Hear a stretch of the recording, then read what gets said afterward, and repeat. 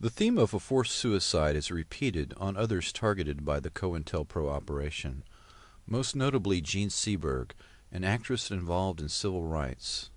Seberg's husband received a forged letter from the FBI detailing an affair she was supposedly having with a black activist. The actress, who was pregnant at the time, did eventually commit suicide. Forced suicide on a target allows intelligence agencies deniability for the crime. In effect, it is the perfect crime.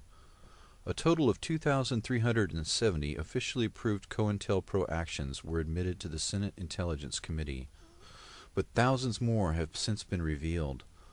Ultimately, FBI documents disclose 6 major counterintelligence programs, as well as non-COINTELPRO covert operations against Native Americans, Asian Americans, African Americans, Iranian Americans, and others. The major violence of the domestic terrorist campaign was directed at the black nationalist and American Indian movements. These individuals were readily imprisoned on false charges or assassinated. COINTELPRO did murder Caucasian targets, but did so in fewer numbers than minority personalities. The theory of counterinsurgency operations was first codified by Frank Kitson, the British commander in Malaysia and Northern Ireland, among other places.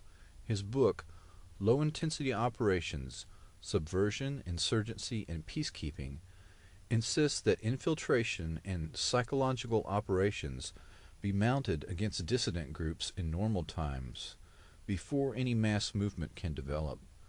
These tactics were adopted into COINTELPRO operations against American citizens in peacetime, with considerable energies spent ensuring that the different progressive groups did not link up and cooperate, particularly the anti-war movement composed of suburban white youth and the black nationalist movement. There was also a major effort to preclude African American leaders from linking up with leaders in the African continent. During the 1960s civil rights movement, infiltration of the KKK by the FBI reached nearly 20% of its membership at the height of the civil rights movement.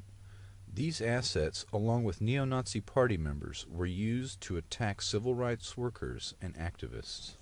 The man who bombed the church in Birmingham, Alabama, and killed 2 young black girls was an FBI informant and agent provocateur who had infiltrated into the KKK by the FBI in order to promote and execute greater acts of violence. The favorite tactic used in infiltration operations of activist groups is the snitch jacket, where suspicion of being an informant is used against legitimate leaders. The operatives are directed to disrupt meetings, spread rumors, inflame disagreements over what people normally fight over, money, politics, race, gender, and sex, in order to exacerbate rivalries and jealousy, and to lead zealous activists into unnecessary danger and set them up for prosecution.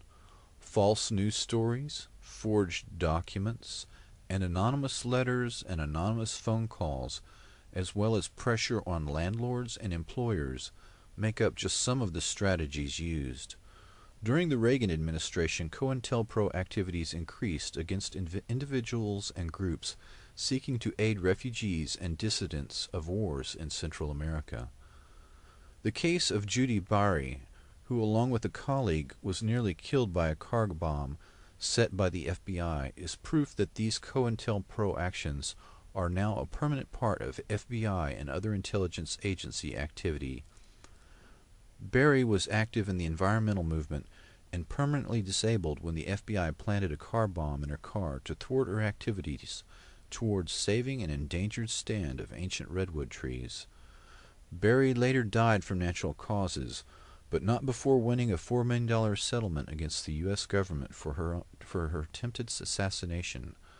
COINTELPRO operations are presently being incorporated into the development of microwave and radio frequency weapons.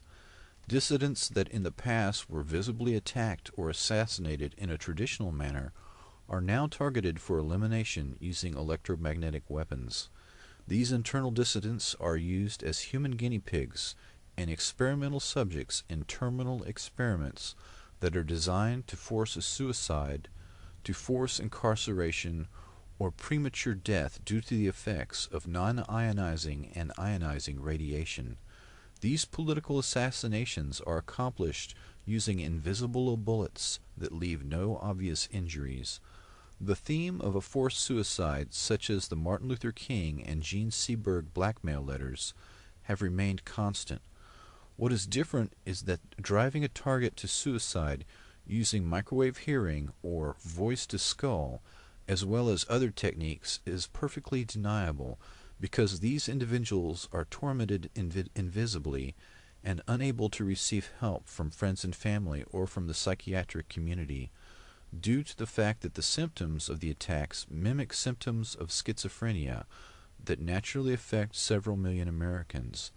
Thus, the intelligence agencies have achieved deniability for these crimes.